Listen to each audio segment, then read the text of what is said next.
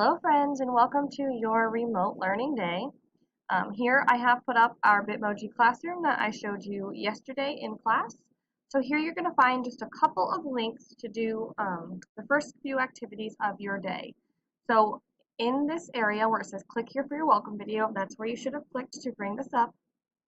You'll also click over here for your morning work and it will take you to your Seesaw activity to complete your morning work. Over here, the Zoom meeting links are still the same. You'll just click here for your 8:45 and click here for your 12:05 Zoom meeting. In all the rest of your subjects, there will be videos for directions on how to do each activity in Seesaw, so make sure you head over there.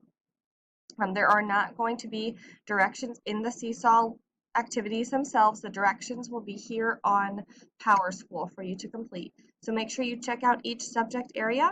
And remember that phonics and ELA and art will not be available until after our afternoon meeting, since those are the subjects we have in our afternoons here at school. So I hope everything goes smoothly for you during your remote learning day. I hope you enjoy your day at home, and I can't wait to see you all tomorrow.